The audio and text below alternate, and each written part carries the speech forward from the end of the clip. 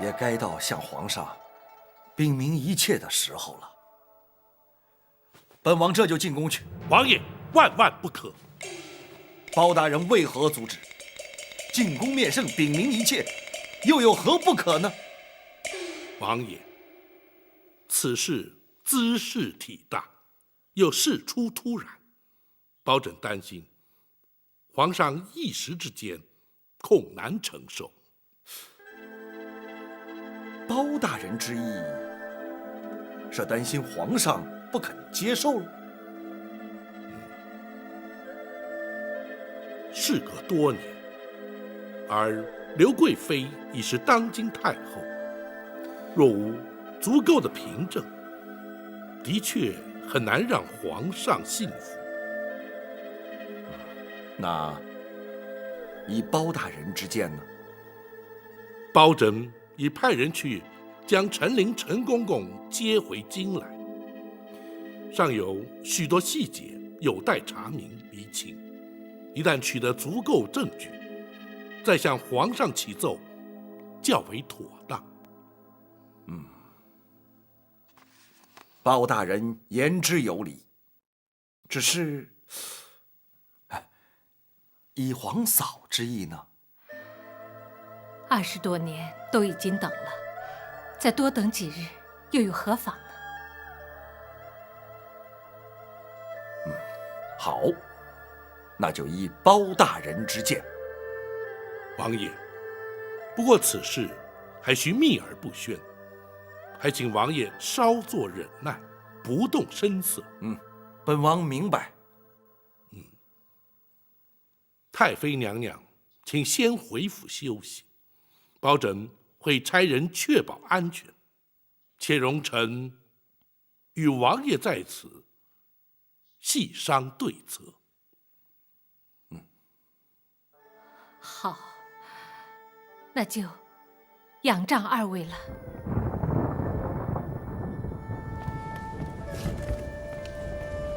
夫人请。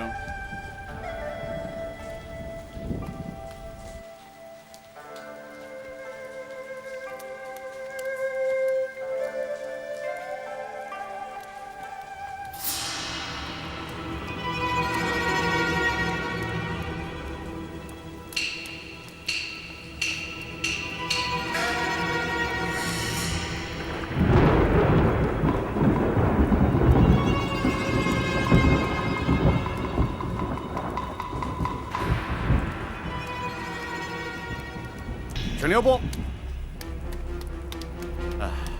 两位大人打扰了。这位公公有何指教？这位老夫人，咱家看着有点眼熟，不知是哪座府邸的亲眷呢？这位公公是？咱家郭槐乃是太后身边的内宫总管。原来是郭总管。老夫人从未进过京，想必是郭总管认错人了。哦，是吗？老夫人急需回府歇息，不便久留，还请郭总管见谅。是，二位请便。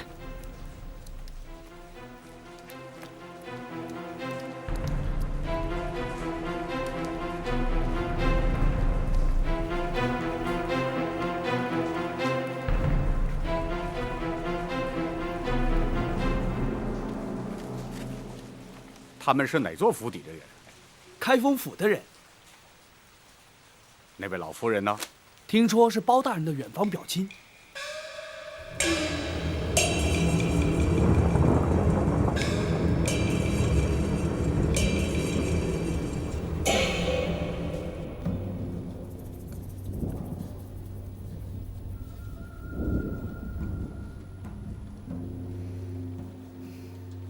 这就是安神路。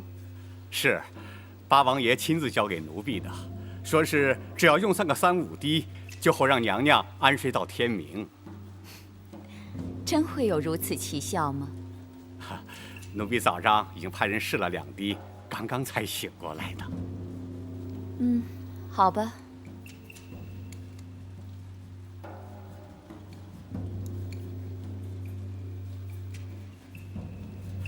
请。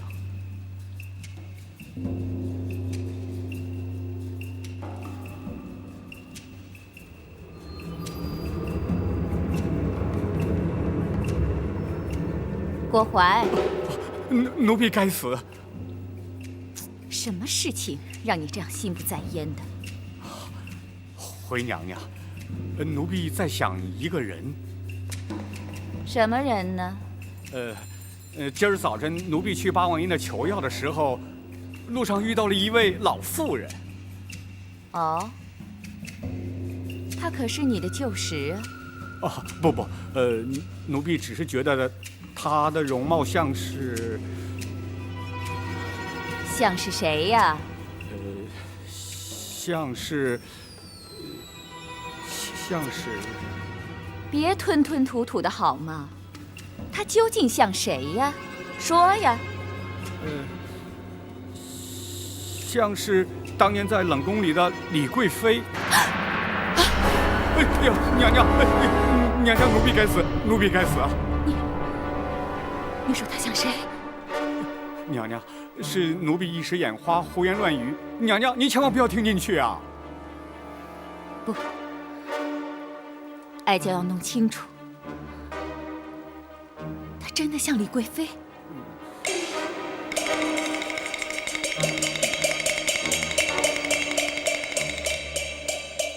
是。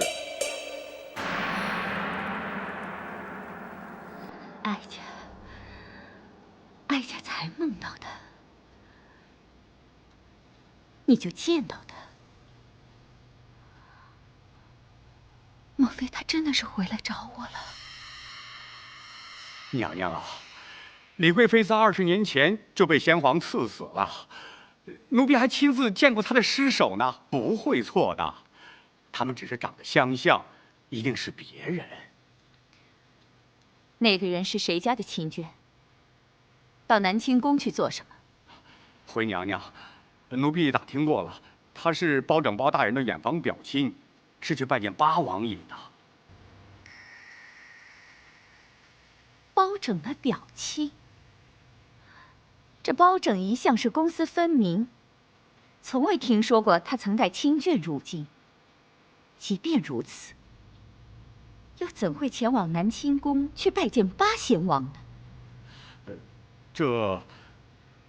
这奴婢就不大清楚了。那就去查清楚，不但要查清楚那人的来历，也要查清楚包拯最近的行止，大事小事都要查得一清二楚的，知道吗？是，奴婢遵旨。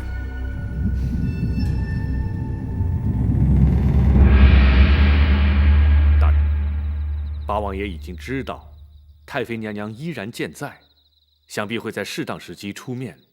大人平反此案的机会势必大增。不错，八王爷身份特殊，也较容易取信于皇上。等陈灵抵京，查明细节之后，便可着手进行。还请娘娘再多忍耐几日。但愿不会横生枝节。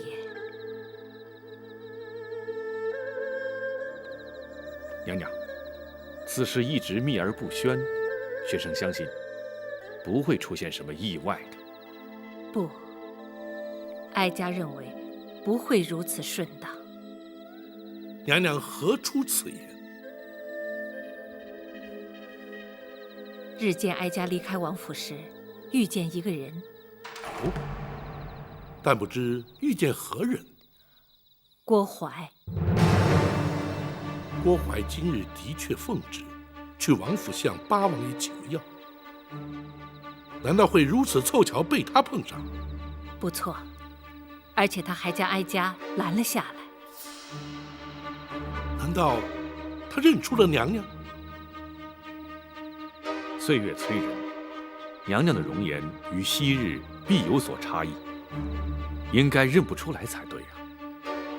虽然他没有认出哀家，但他心中必有生疑，否则不会将哀家拦下。而后呢？幸亏王马二将应付得当，方得脱身。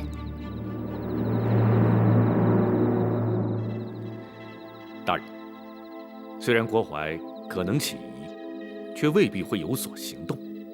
眼前因不智被察觉。话虽如此，却不能不防。娘娘请宽心，包拯会尽量设法让娘娘不与生人接触，然后静观其变。哀家明白。如今指望陈琳能尽快回京，以免另生波折。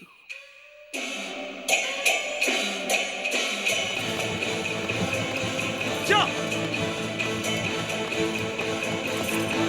驾！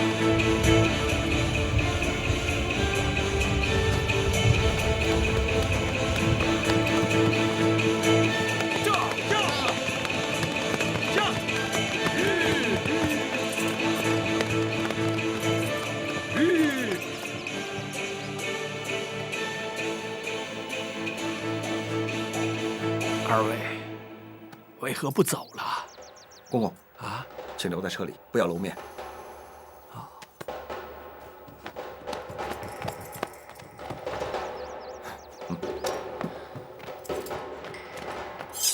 你们是什么人？可是冲着我们来的？两位可是包大人座前张龙赵虎？请问五位是哪路英雄？有何见教？现空岛吴蜀奉包大人之命，前来接应二位同返京城。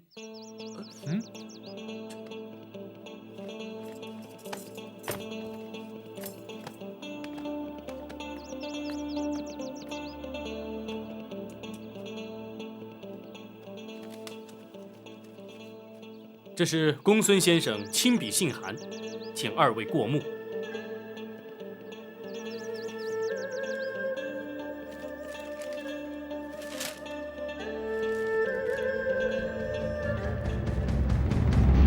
是包拯从陈州带回来的。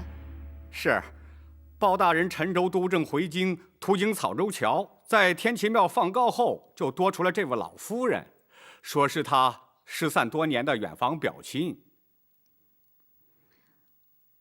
就算如此，包拯又为何将他带回开封，而且住下不走？怎不将他送往泸州老家呢？这位老夫人现在是双目失明，正在府衙里接受公孙策的治疗。哦，包大人回京后，陆续有江湖人士进府，后有相继离开。包拯审理刑案，难免有涉及江湖草莽之事，这倒也不足为怪。奴婢还打听到，包大人的座前4大侍卫中，张龙、赵虎已离京多日，不知去向何方。包拯属下出京办案也是常有之事，还有什么？这其他就没什么了。啊，对了，听宫内掌管宦籍的太监说，包大人曾经去打听过陈琳的下落。陈琳？他打听陈琳做什么？回娘娘，那陈琳自告老归隐之后，就一直再没有消息了。包大人和陈琳素来交好，想必是想去看望她一下。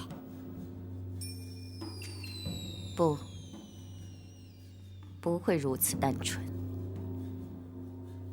包拯为何偏要在此时打听陈琳的下落？这奴婢就不知道了。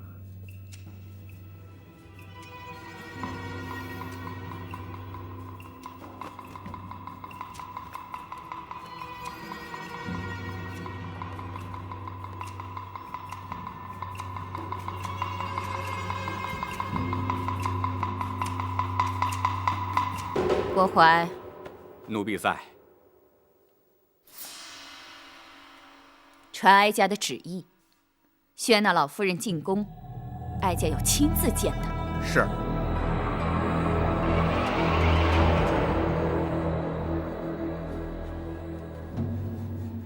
哦，太后要宣老夫人进宫。正是。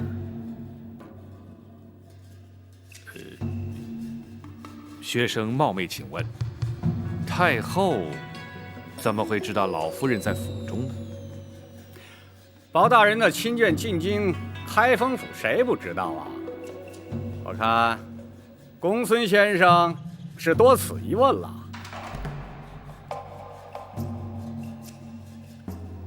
老夫人乃是乡野村妇，不识宫中礼仪，恐有冒犯失礼之处，还请郭总管回禀太后，收回成命，免宣入宫。包大人这话可就不对了。太后娘娘宣昭是何等的荣宠啊！再说这一旨以下，咱家可不敢顶回去啊。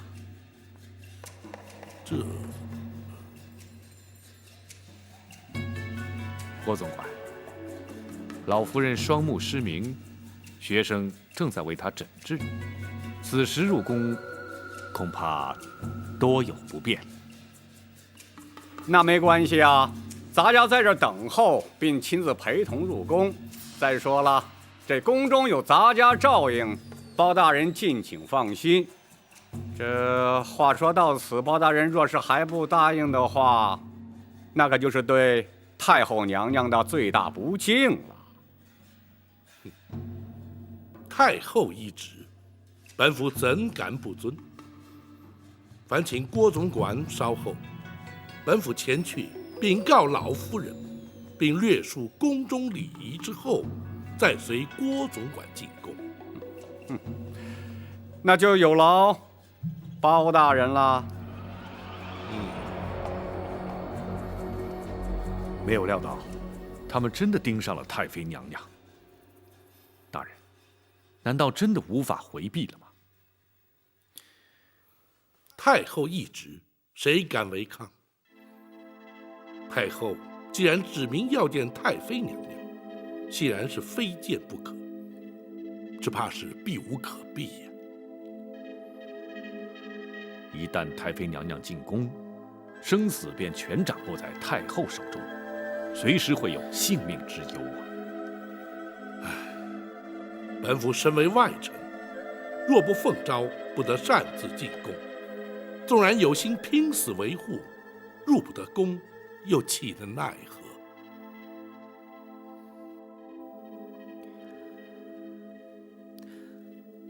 大人进不了后宫，展昭却可以。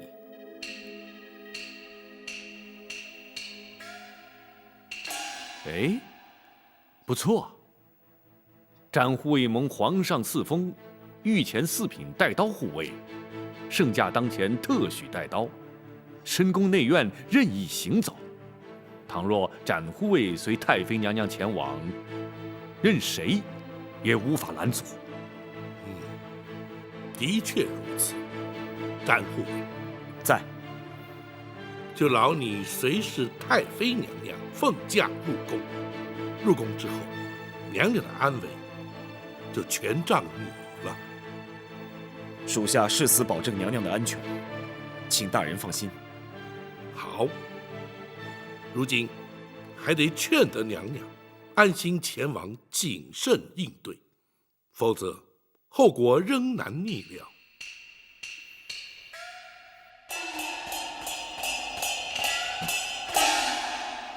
他要见我。郭槐前来传话，如今正在厅中等候。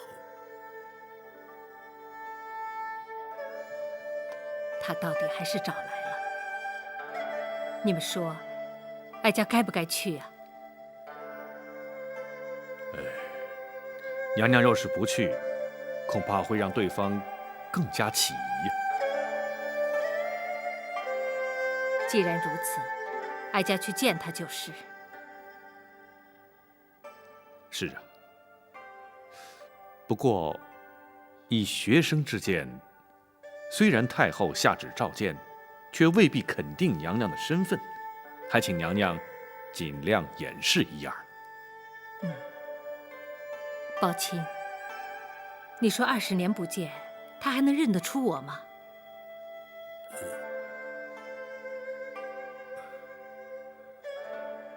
臣不敢断言。哀家明白，这20年来，哀家一直生活在市井之中。若非见到你们，哀家仍然是一个瞎老太婆，她认不出来的。娘娘委屈了。说不上委屈，若想报仇平反，就得忍过一时。哀家立刻动身。展昭陪同娘娘进宫，请娘娘尽管放心。倘若他真敢有所冒犯，展昭定会拼死护驾。展护卫能进后宫？展护卫蒙皇上特许，不需腰牌宫内行走，任何地方都去得。若是有人图谋不轨，恐怕也得顾忌3分。好，有展护卫陪同，哀家就安心不少。那就有劳展护卫了。展昭不敢。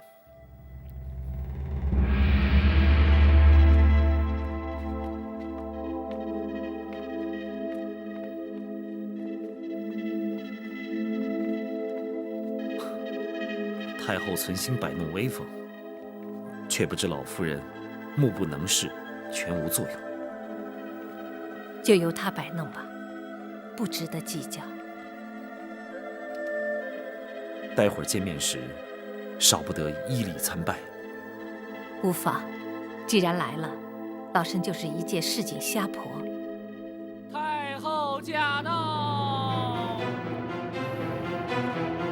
太后千岁，千岁，千岁！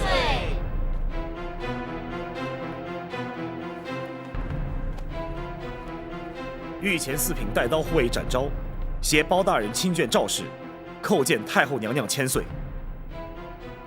2位平身。谢娘娘。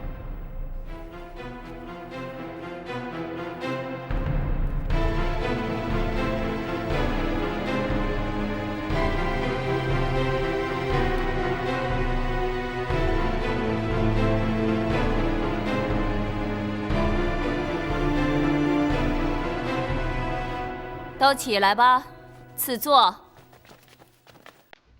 谢娘娘。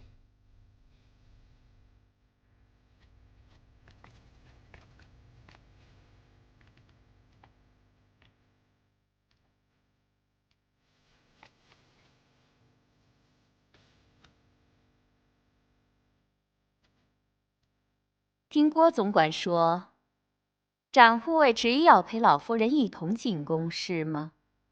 回娘娘，老夫人双目失明，又不知宫中礼仪，包大人特命展昭陪同前来，以免失仪失态。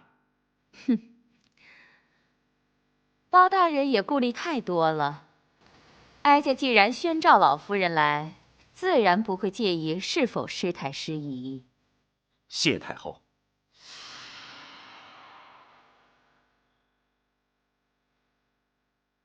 展护卫无需在此听我们闲话家常，傅大人家说的话，展护卫未必适合听。包大人再三叮咛，属下不可擅离老夫人，所以没这一说。在哀家这人寿宫，难道还能让老夫人出什么意外吗？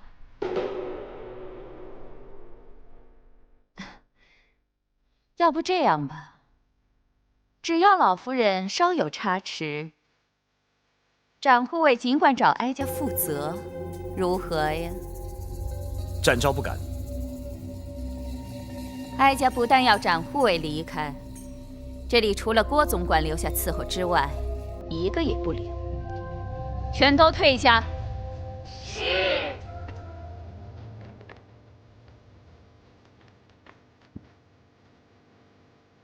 展护卫，你就出去吧。既然太后娘娘不担心我老婆子失礼，你留在这儿也没什么意思，不如到外头轻松自在一些。老夫人，太后不是已经说了吗？如果我出什么事，她会负责。你放心吧，包大人他不会怪你的。啊，要不你就在外面候着，如果觉得有什么不对，你就随时进来瞧瞧，不就得了吗？还是老夫人干脆。展护卫如今可还有话说？展昭不敢。既然如此，展昭就在门外恭候，老夫人若有需要，请随时召唤。展护卫，你就快走吧，我还急着要和太后娘娘说话。展昭告退。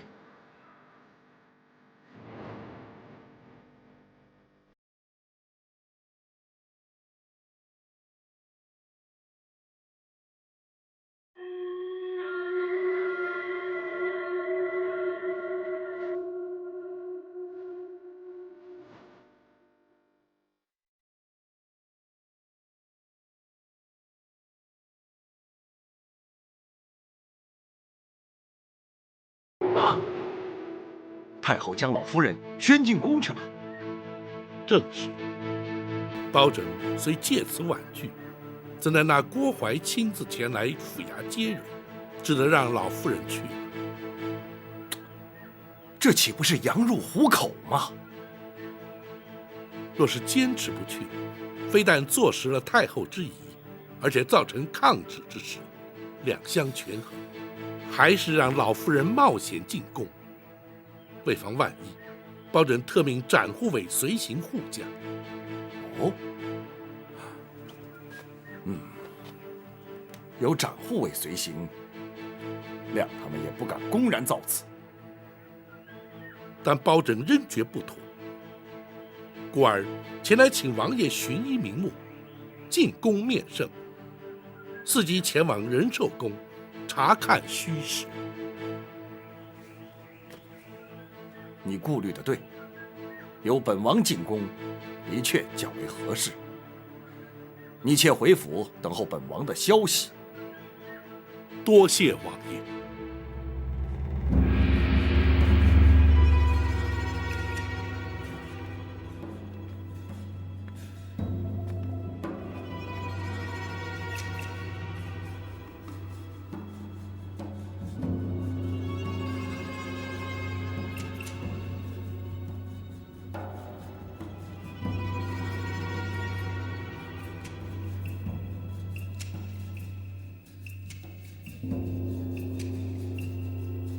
老夫人本姓赵，是。居然与皇家同姓，也是有缘了。不，太后娘娘，赵是天下第一大姓，我是沾了皇家的光。老夫人是包大人的亲眷，但不知是哪一房、哪一脉。我是包大人的远房亲戚，论辈分，我该是包大人的表姨。常言说得好，一表3000里。我和包大人还从来没有见过面呢。哦，那么你们又是如何遇上的？包大人在天齐庙放告，老婆子有个儿子不孝顺，不但不养我，而且还不知道躲到哪里去了。我一气之下就告到了包大人那里。谁知道问案，却问出个远房亲戚来。这下可好，管吃管住不说，还把我带到京城，还让公孙先生给我治眼睛。老夫人这双眼睛是……唉，都瞎了10几年了。我也是没福气，能到皇宫里来看看，那是多大的福气呀！可惜我什么也看不见。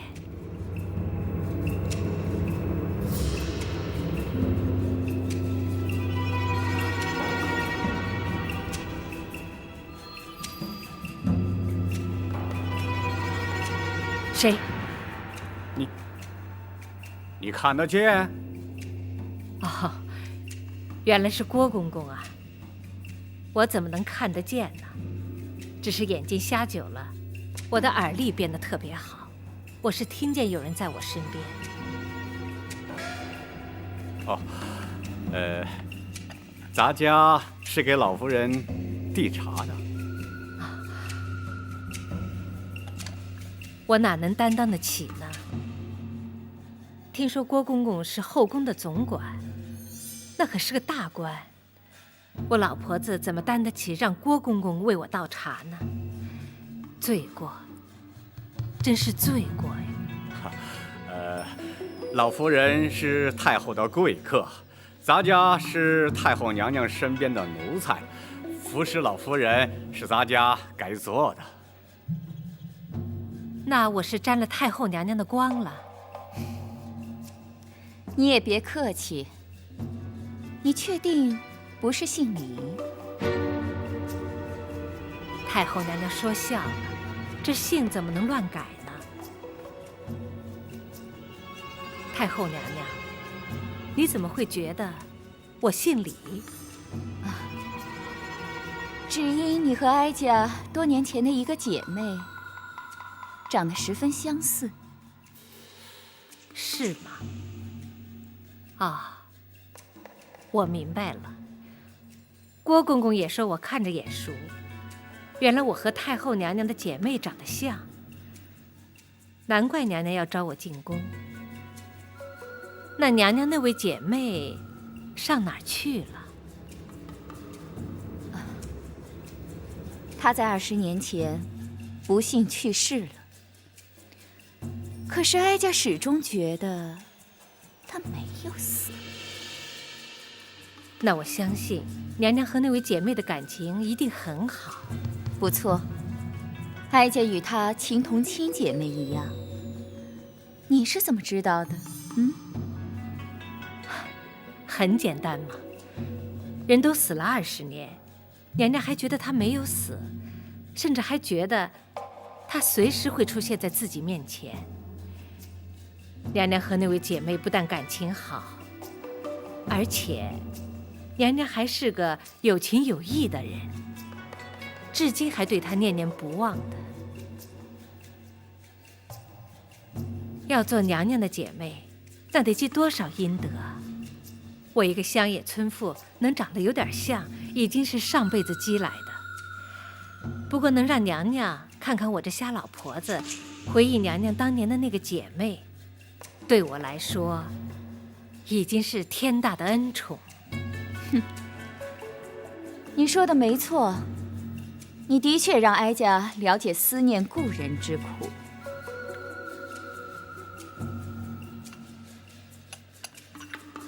谢谢。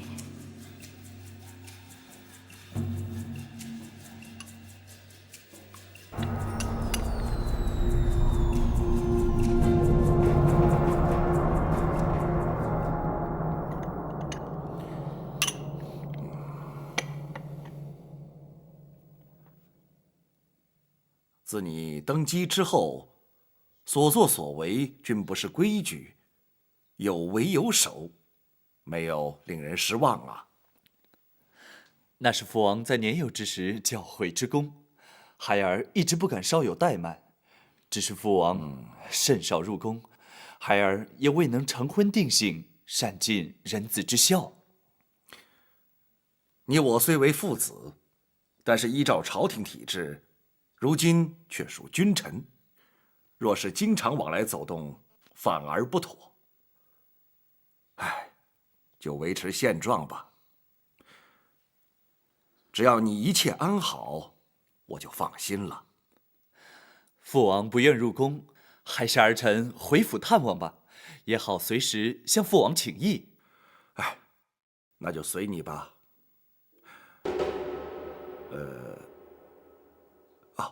不知太后情形如何？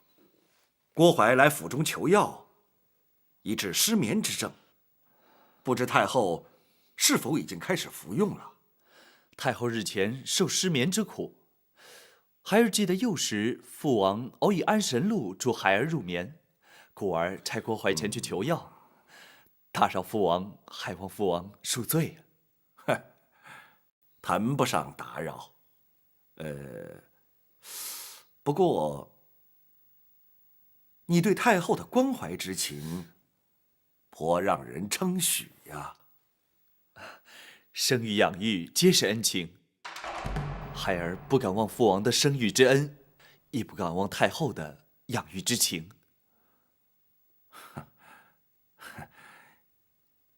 你有此想法，也算难得。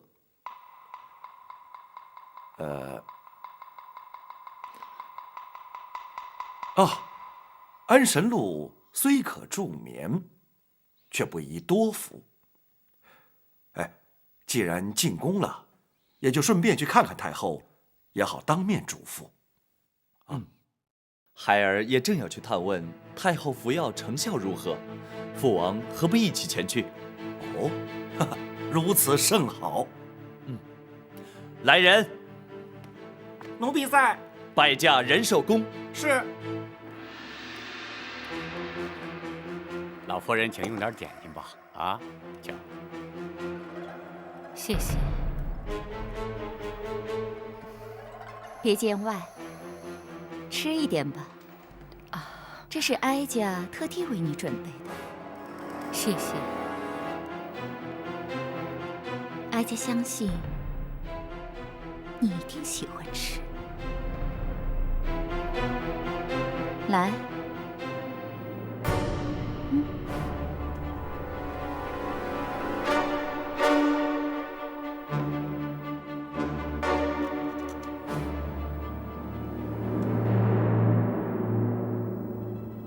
这叫心怀蜜，用杏仁、槐花和蜂蜜调制而成，是当年哀家那位好姐妹自创的甜点。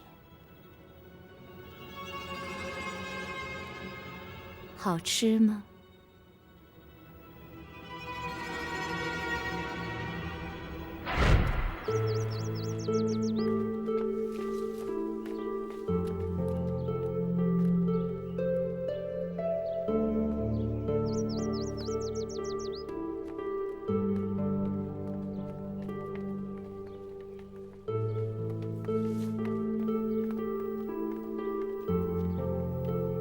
妹妹啊，姐姐，来，我们去吃点心去。哎，来，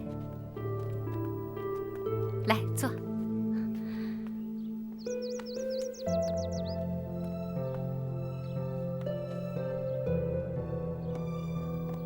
妹妹，你尝尝。哎，你又研制了新的点心？是啊，是我刚研制出来的，当然要请妹妹第一个尝了。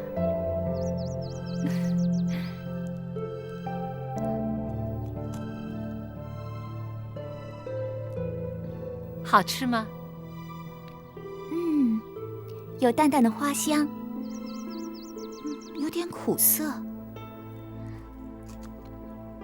不过饼心却是甜的，真的很好吃。你是怎么做的？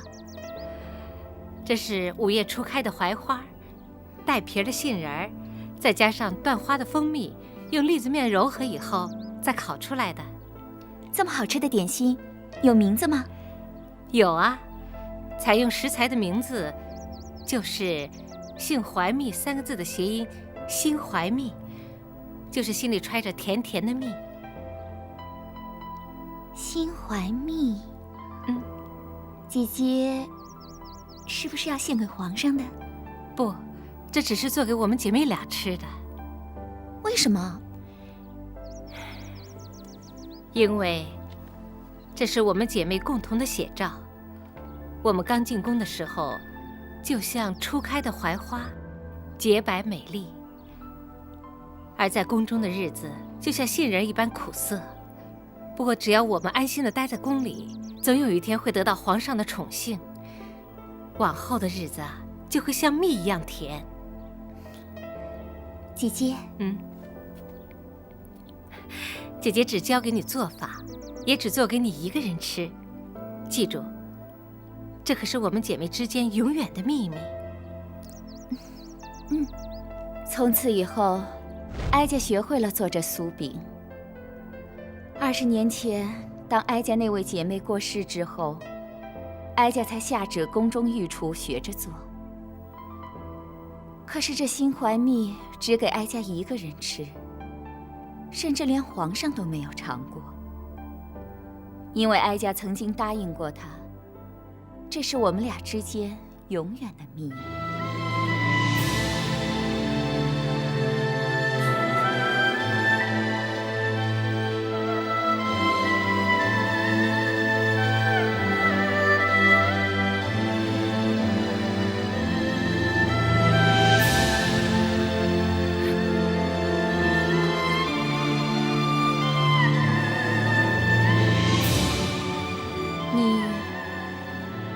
你因何掉泪？啊，没有，没有。哀家亲眼所见，怎说没有？太后娘娘对20年前的姐妹还如此的怀念，真是令人感动。老婆子天生就爱哭，就连听人说书都会哭得稀里哗啦的，让娘娘见笑了。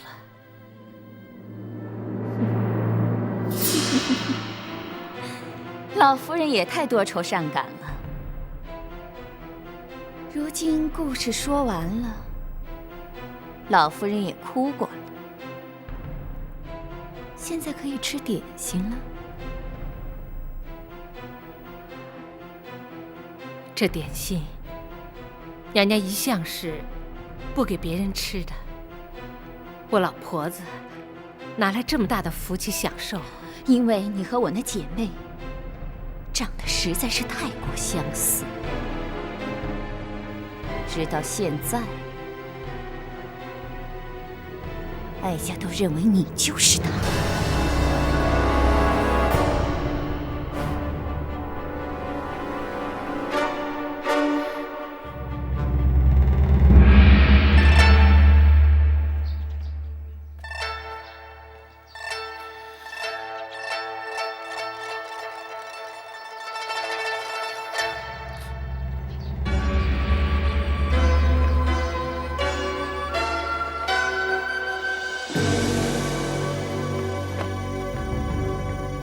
展昭叩见皇上，八王爷。展护卫平身，谢皇上。展护卫为何会在仁寿宫外？展昭陪同包大人亲眷赵氏，奉太后懿旨进宫。哦，太后宣老夫人进宫，展护卫为何不在一旁陪伴？太后与老夫人闲话家常，命展昭在宫外候命。那就随朕一起进去吧。谢皇上。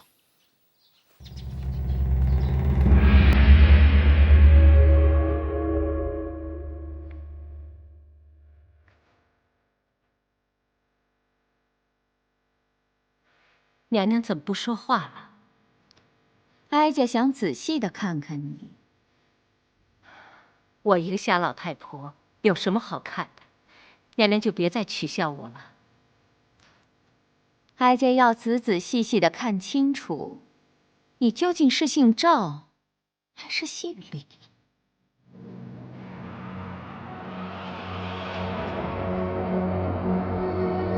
皇上驾到！奴婢叩见皇上八王爷。平身。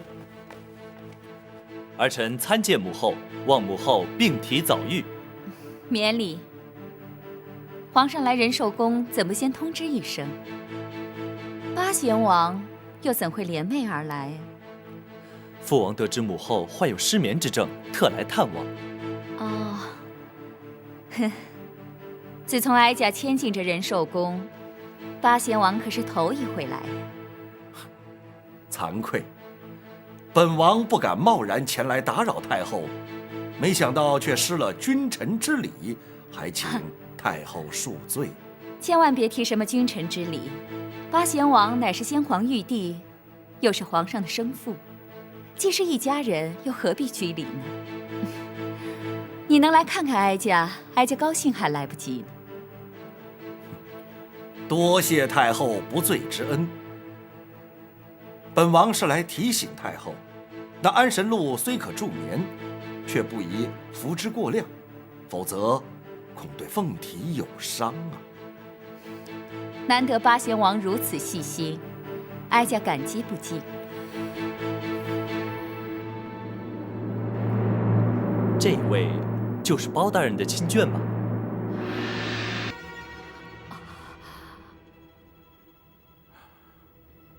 老夫人，圣驾当面，不可失了礼数啊！天下百姓乃是皇上的子民，我老婆子理当大礼参拜。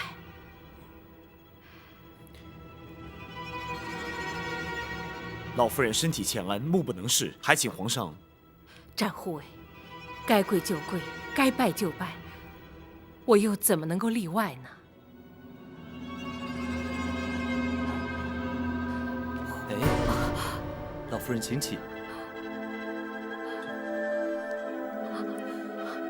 老夫人是包大人亲眷，又是母后宣召入宫的贵客，这些繁文缛节就免了吧。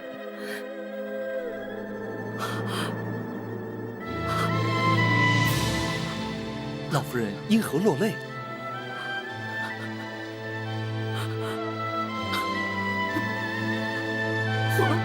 皇上，我是心里难过。老夫人有何伤心之事？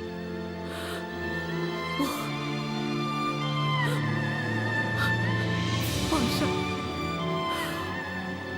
我听说皇上不是太后娘娘亲生的，可是却对太后娘娘小心丝毫不减。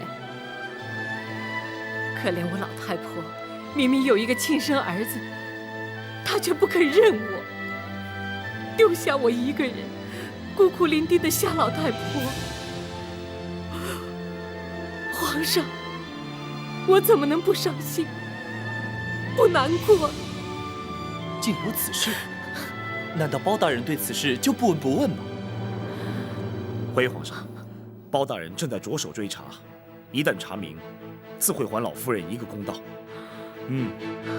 如此不孝之人，休说朕不放过他，便是天地之间也难容他。展护卫，转告包大人，务必尽快查办此事，以安老夫人之心。展昭遵旨。皇上，老夫人进宫已久，未免包大人挂心，臣敢带老夫人请辞出宫回府。哀家许久没见外人了。老夫人难得进宫，就留宿一晚。明日一早，哀家再派人送老夫人回府。哀家坚持，展护卫可以先回去禀明包大人。惠娘娘，展昭奉包大人之命随侍老夫人，不得擅离。既然太后留下老夫人，展昭也留下陪同老夫人，请太后恩准。展护卫留下照顾老夫人也好，以免包拯担心。谢皇上。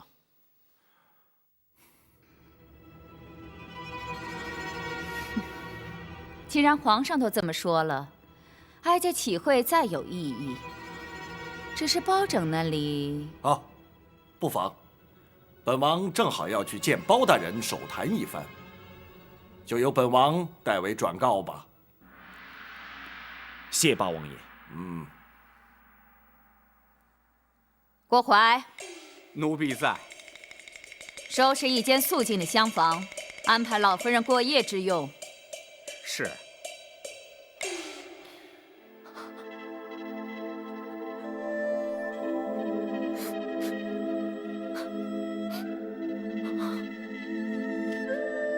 什么？太后将老夫人留宿宫中？不错。当时皇上也在场，同时也准许展护卫留在宫中随侍，本王则负责来通知你包大人。难道老夫人的身份泄露了不成？应该是不会，否则太后和郭槐的神色不应该那般镇定才是。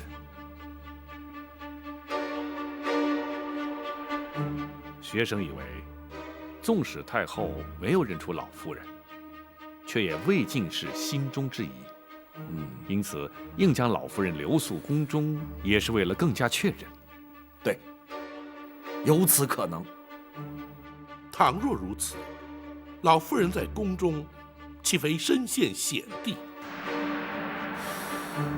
此事皇上也已知晓。倘若他们企图对老夫人不利，恐怕皇上那儿也难以交代。按理说，他们不会，也不敢不计后果，贸然行事。然而，若是他们已然确定老夫人的身份，而打算孤注一掷，那就另当别论了。大人不必担心，还有展护卫在。啊，对，展护卫绝不会让他们轻易得手的。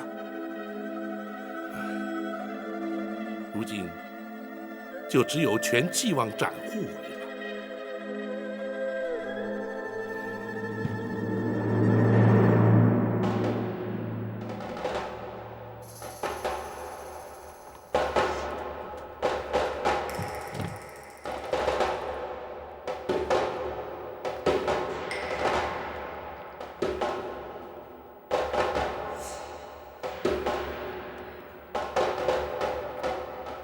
老夫人，东盼西盼，早盼晚盼，盼了20多年，如今他就在我的面前，却看不见他的容貌。我能听到他的声音，触摸到他的双手，甚至能感受到他的呼吸、心跳。可是，他却不知道我是谁，只当我是一个让人可怜的瞎婆子，一个与他毫无关系的陌生人。老夫人，请暂且不要想这些。如今老夫人身处险境，稍有不慎，便会遭人暗算。身处一世，形同陌路。若是不能母子相认，就算是躲过所有的危机险境，又有何意义呢？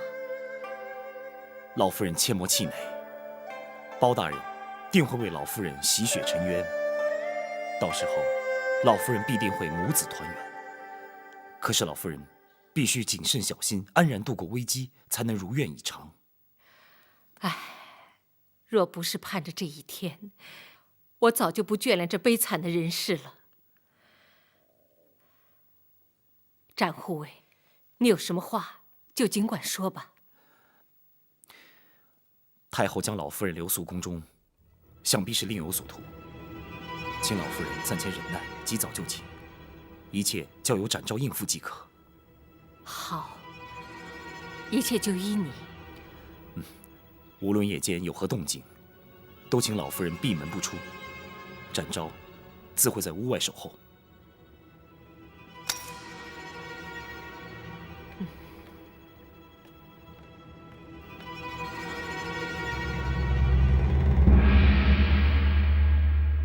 我不会看错，一定是他。娘娘，当年先皇赐死李贵妃，是奴婢亲自去验看的尸体，千真万确，她死了20年呐。那么就是他又活了过来。娘娘啊，这人死他焉能复生啊？那么今天在我面前的又是谁呢？或许他们长得很相像，可是，就算真的是他，这事隔20年了，相貌已大有不同，娘娘又怎么能确认呢？不对，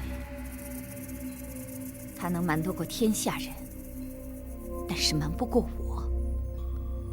当年我与他朝夕相处，无论他今日如何伪装掩饰，那种神态举止是变不了的。郭淮，奴婢在。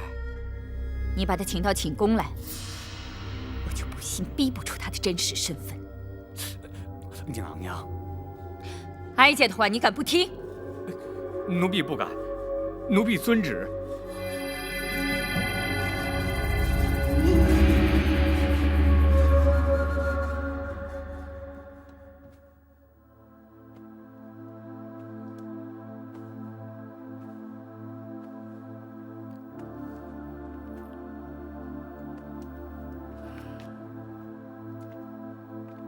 大人，公孙先生，大人仍在为太妃娘娘担心吗？展护卫虽在娘娘身边，然而后宫全在太后与郭槐的掌控之中。本府担心的是，明枪易躲，暗箭难防。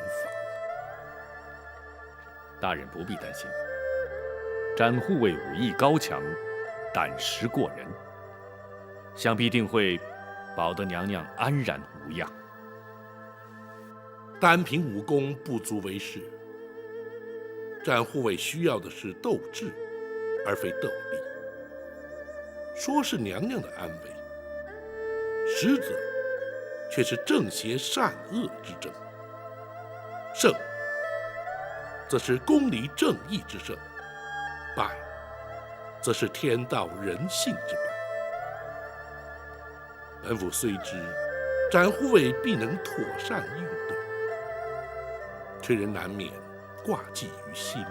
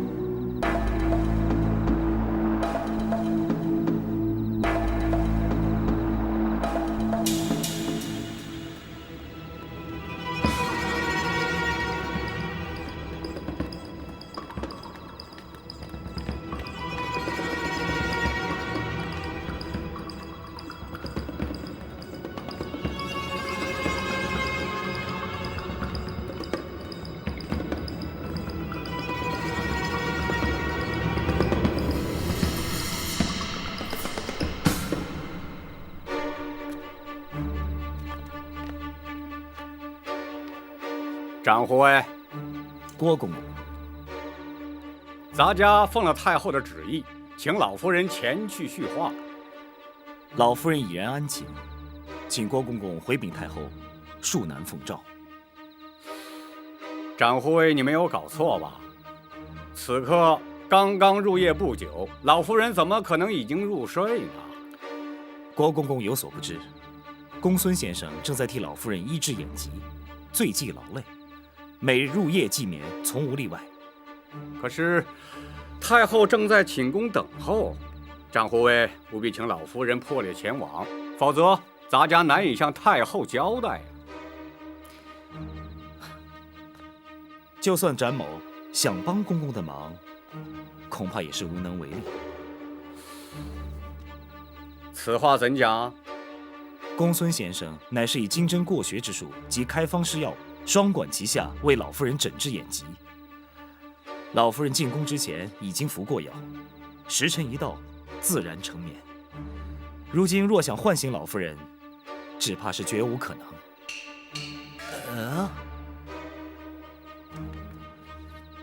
郭公公还是尽快回去禀奏，免得太后哭的。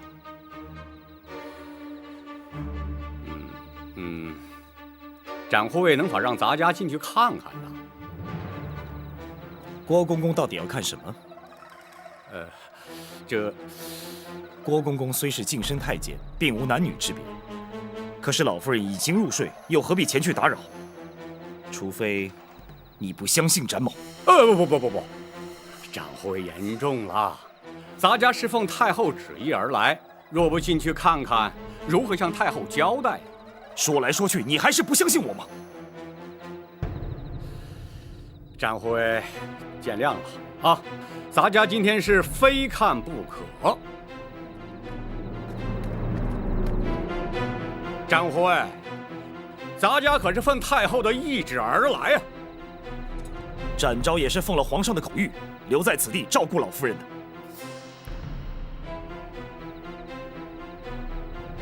公公若想是闯过去，别忘了展某来自江湖，就他们几个，展某还不放在眼里。你想试试？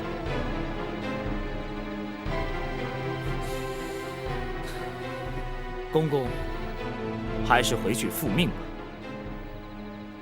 倘若打算在此与展某耗下去，吃亏的恐怕还是公公你了。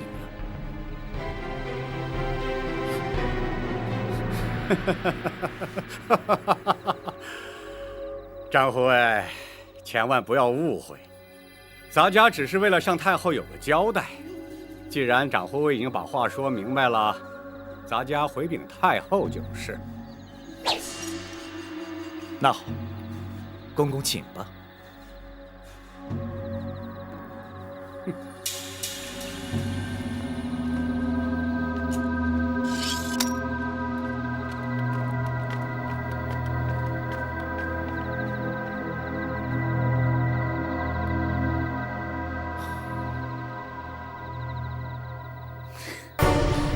好个大胆的展昭，竟然敢和哀家作对！也许他说的是实话。不可能！他们是做贼心虚，想躲开哀家，偏就让你躲不了。郭槐，奴婢在。随哀家一起去，看他敢不敢拦阻哀家。娘娘，请息怒，请听奴婢说几句话。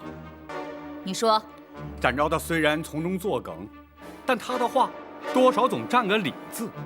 皇上的确让他留下来照顾，至于是否真的吃了药沉睡不醒，这个谁都不能证实。娘娘您如果真的要去，恐怕也不能这样理直气壮啊。哼，这后宫是哀家的后宫，哀家不需要向任何人说理，惹恼了哀家就硬闯。娘娘，那就更使不得了。展昭在江湖上人称南侠，皇上又赐他为御猫。他的武功高强，谁也难敌呀。哼，难道他有3头6臂？哀家请后宫之礼，就不信凭他一个人能应付得了？娘娘，这样如此一来，是不是就扰得人尽皆知？若是惊动了皇上，问明缘由，娘娘，恐怕这就很难自圆其说了。娘娘，您无非是要弄清楚那虾婆的真正来历。其实这也不急于一时啊，只要是错过了今日，奴婢一定会明察暗访，定会尽释娘娘的心中之疑。若不是心虚，又何必躲哀家呢？他越是如此，越让哀家确信一定是他。娘娘，有些事情，也许经过20年会有所改变。可是有些事却永远不会变。哀家有办法证明究竟是不是他。娘娘指的是胎记，这与生俱来的记号，永远也变不了。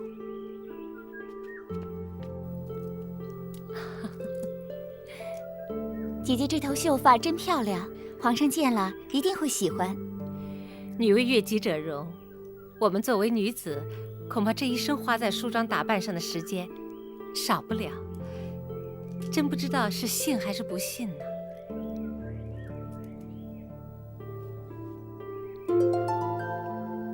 哎，姐姐，你颈后的这个心形图案好美啊，是谁替你画的？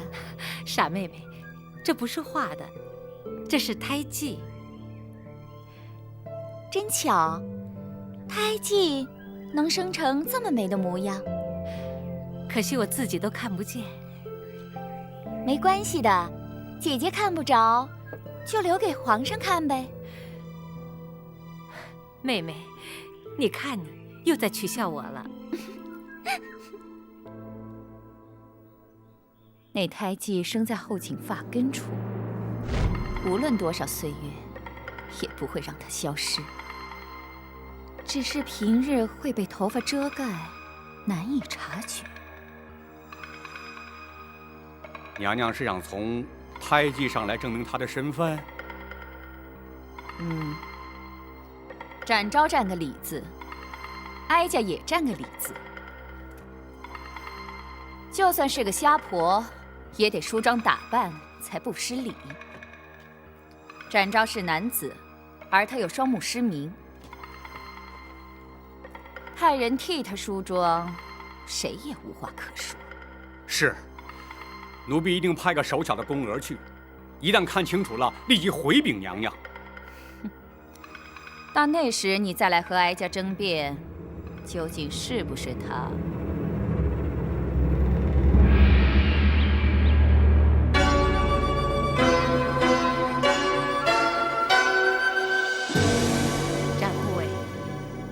就出去歇会儿吧。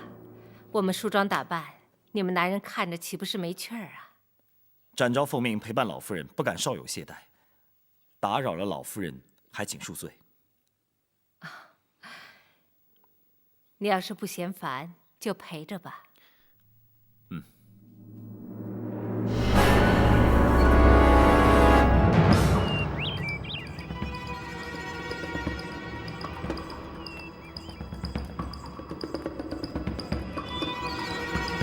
公公，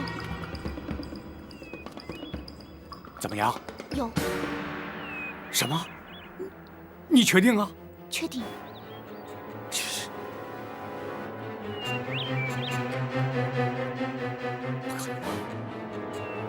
不可能啊！他明明早就死了。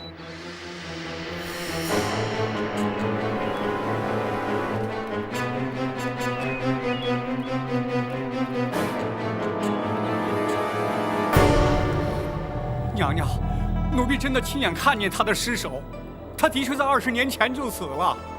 难道他又活过来了？那就让他再死一次。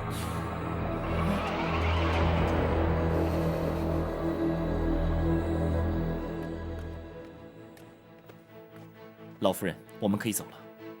走？去哪里？出宫回府。现在走合适吗？此地不宜久留，只有回到开封府衙，才能真正保得老夫人的安全。好，那就请展护卫带路。是，请。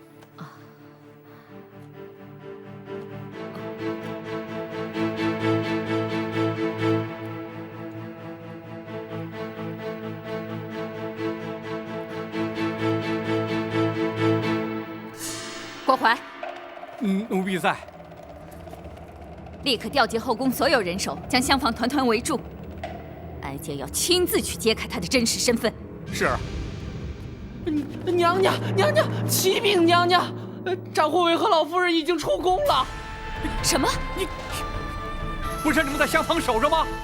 你怎么会让他们走了呢？展护卫坚持要走，我奴才拦不住呀。你立刻去追，不能让他们离开后宫。是。启禀娘娘，包大人亲自带着人在宫外等候，已经把老夫人接回开封府了。啊？这……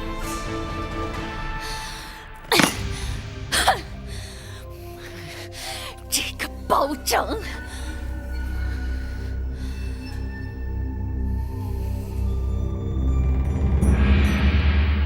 娘娘受惊了。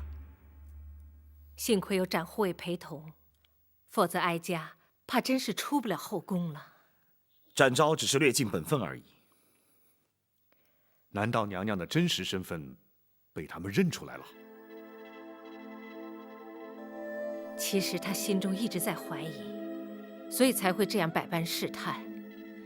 不过哀家矢口否认，相信他也无法证实。娘娘虽然侥幸暂离虎口，但太后必定心中生疑。然而在陈琳抵达京城之前，还必须与他周旋。包拯除了会确保娘娘的安全之外，还请娘娘再做忍耐。哀家明白。宝卿，臣在。我今天遇见他了。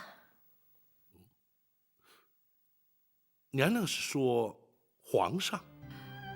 不错，他的声音和蔼可亲，双手厚实温暖。如果有一天，当他知道我就是他的亲娘，娘娘请多做忍耐，终有一日，皇上会明白的。好，权杖包亲，为哀家平反。臣身为朝臣，义无反顾。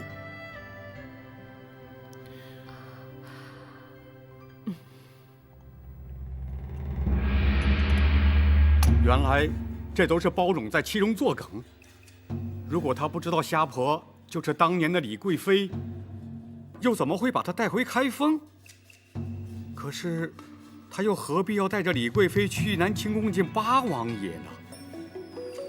这个包拯他究竟打的是什么主意？哼，不管包拯打算如何，哀家倒先要问你，20年前你奉旨验尸究竟是怎么验的？娘娘，奴婢冤枉啊！当年奴婢的确是亲眼看见过尸体呀。原本预定在次日清晨运出宫去，交给开封府验尸安葬。可谁知道，当天晚上冷宫就起了大火。哎，不对呀，当年那场大火，它烧得也太凑巧了。哼，怎会不巧？尸体化为灰烬，仵作如何验尸？谁又能证实火场里留下的焦尸真是他？可是，那冷宫里的总管秦凤也烧死在里面啊。他总不会连自己的命也不要吧？哼，难说。可是，当年去执行先皇赐死令的是陈琳呐，他应该最清楚上吊身亡的是谁呀？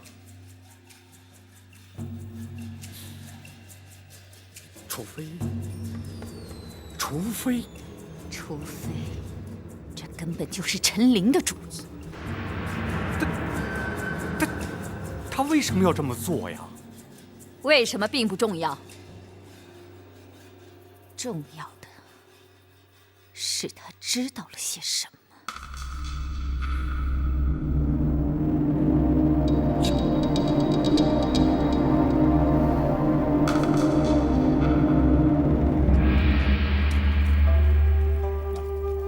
谢谢东西。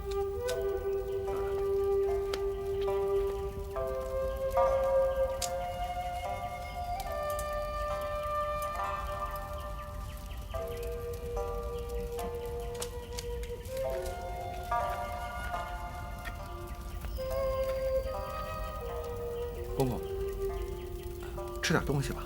对，吃喝完毕，我们还要赶路呢。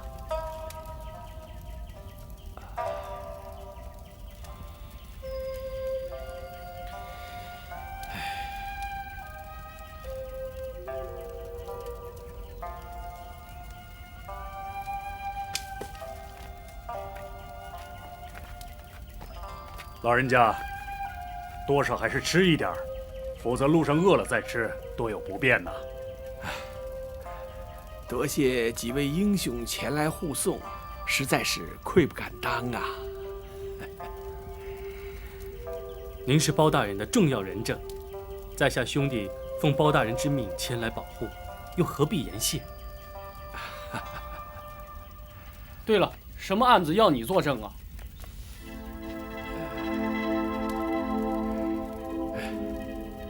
这事关重大，请恕我不便说呀。那有什么？难道我们几个兄弟还会四处瞎说吗？这……好了，四弟，包大人的案情我们不需要知道，何必让老人家为难呢？不错，四哥，你我唯一的任务便是让老人家安全无虞地回到京城。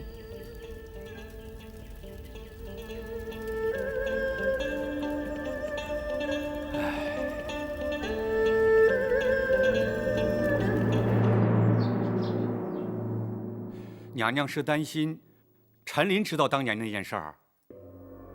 若非如此，陈琳有天大的胆子也不敢抗旨徇私，让他逃出宫去。可是知道当年那件事的只有娘娘、奴婢、产婆尤氏和寇珠4个人呢。产婆尤氏当天晚间，奴婢就让她在人间永远的消失了。至于寇珠，寇珠可是临死也没有说出太子的下文。你还是不肯说实话。寇珠说的是实话，请娘娘明鉴。你还敢嘴硬？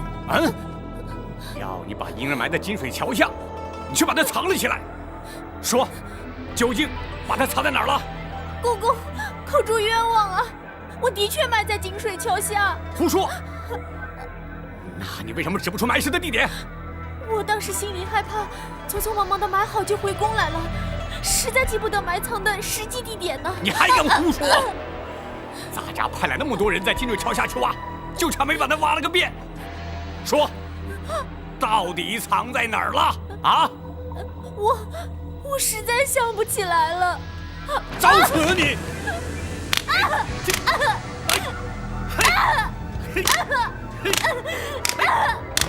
娘娘！娘娘，公主冤枉啊！好了，别打了，让本宫再问问。是。寇珠，娘娘，你是我金华宫的程玉，一直跟在本宫身边。这些年来，本宫待你如何呀？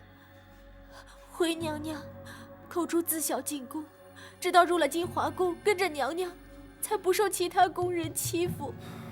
娘娘对寇珠恩重如山。难得你还知道感恩。这狸猫换太子之事，乃是极端机密。若你不是本宫心腹，本宫也不会让你参与其中的。娘娘信任寇珠，是对寇珠的恩宠。那么，你就是这样来报答本宫的吗？娘娘，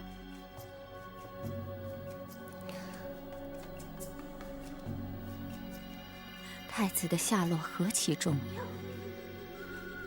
若不能确定的确已被你掐死埋葬，今后本宫岂不是寝食难安，疑虑终身吗？这，娘娘请相信寇珠。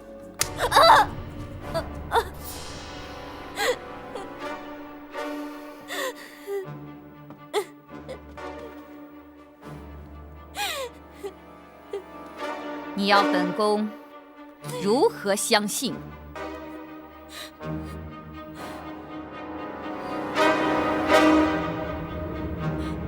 娘娘，寇珠已死明志。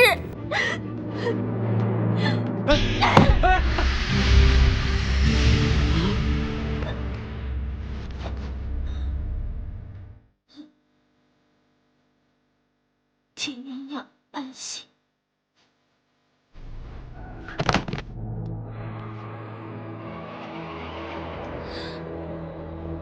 这些年来，哀家一直认为寇珠的确被冤枉了，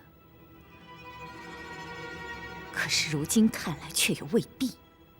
娘娘，这么重大的事儿，他又能告诉谁呢？他又怎么能有把握对方不会出卖他呢？不错，他不可能相信任何人。再说了，倘若他真的把婴儿藏了起来，他又会藏在哪儿呢？后宫那绝对不可能，奴婢一定会发现的。可是以后宫门禁之严，谁也不可能私自进出，更别说是夹带婴儿出宫了。娘娘，有一个人可以。谁？陈琳。对，当时他是首领太监的身份。娘娘啊，奴婢虽不受他管，但也得敬他几分。他出入宫门，不但无需通报啊，也没有任何人敢去阻拦检查呀。奴婢想起来了，当天寇珠抱的婴儿走出去后，奴婢亲自送产婆尤氏出宫，并且安排人手在城外将他灭口。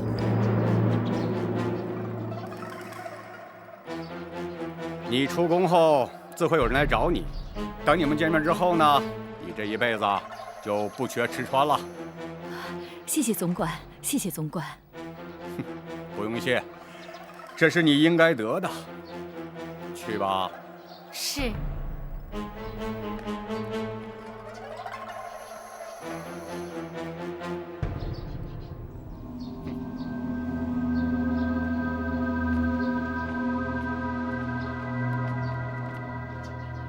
哎，陈公公，你这是急着忙什么呢？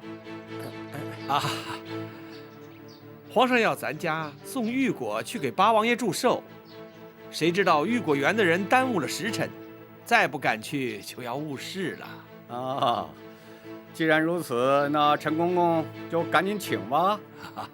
如今回想起来，陈琳的神情不安，态度慌张，难道是他把婴儿藏在宫河之内，私带出宫了？不会错，定是如此。那么，当年李贵妃逃出宫去，想必也是他安排的。原来一直是他。可是他为何不向先皇举报呢？他不敢。当年先皇见李贵妃生个怪物，震怒之下，谁敢多言？后来，先皇又沉得于道家之学，不理政事，娘娘又总揽宫中大权，陈琳为求自保，他能敢说吗？那么，为何事隔20年，他又出现在京城？莫非他真是来报仇的？娘娘，李贵妃当年都不敢出面喊冤，如今娘娘又贵为太后，她凭什么报仇啊？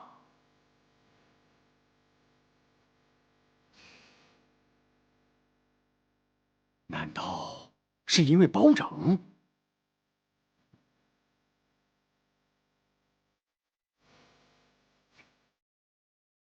包拯虽说是铁面无私，可是宫闱之事还轮不到他插手。哀家明白了，是八贤王。包拯曾将他带进八贤王府。昨日八贤王说是特意来仁寿宫探望哀家，其实却是为了他。这竟然扯上了八王爷！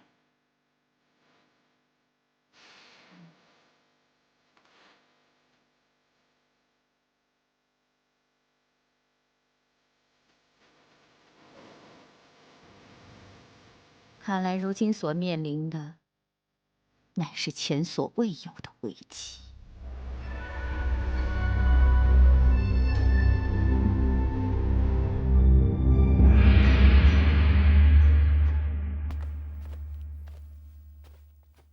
大人，娘娘的病情可是有了变化？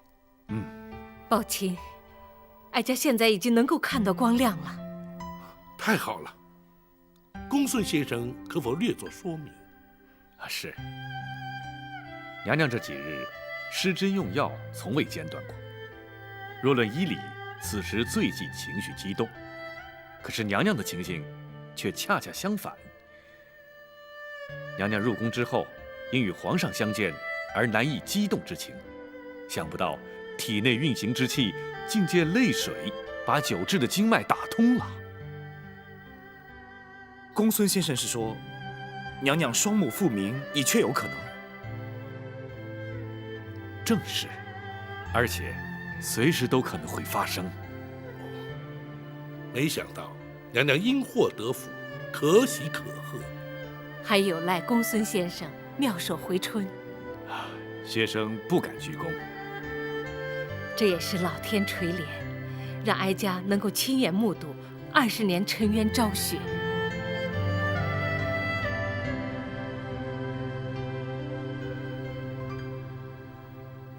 娘娘，八王爷虽然地位崇高，却无职无权。就算他们靠八王爷撑腰，恐怕也动不了娘娘，翻不了案。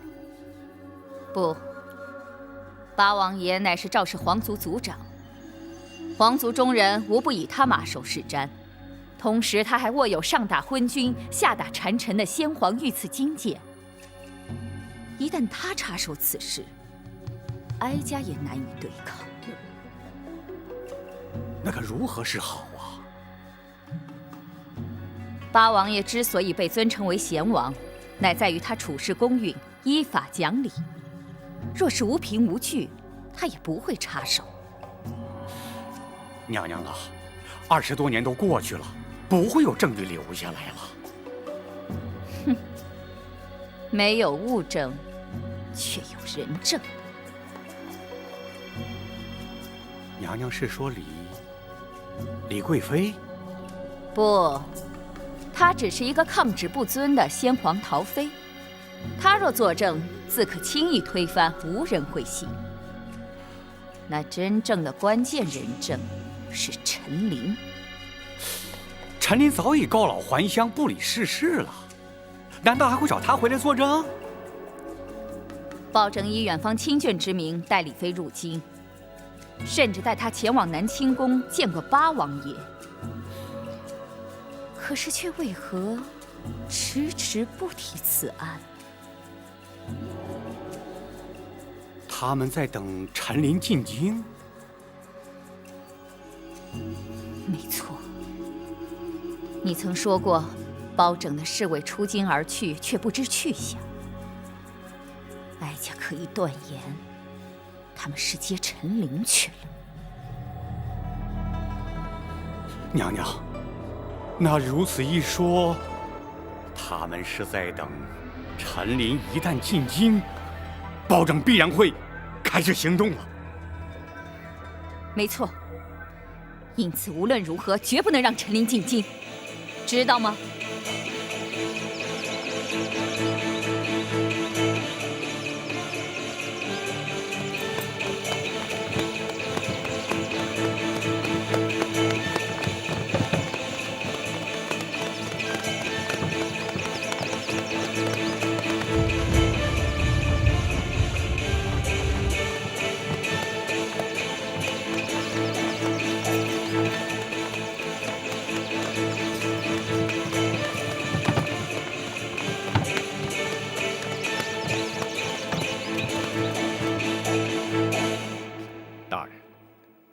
老夫人的康复情形很好，现在已安然入睡。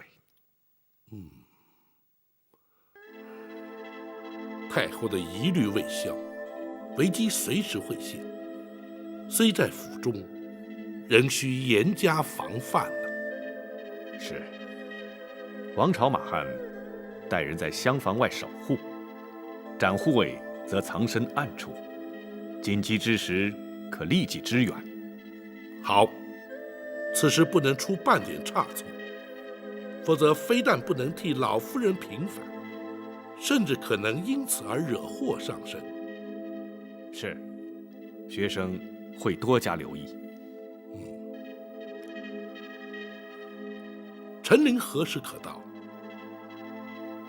以行程估算，明日便可抵达。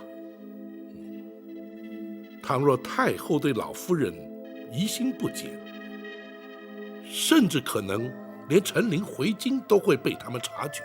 万一……大人无需担心，献空岛无属，可抵数百精兵，保陈总管回京，必定万无一失。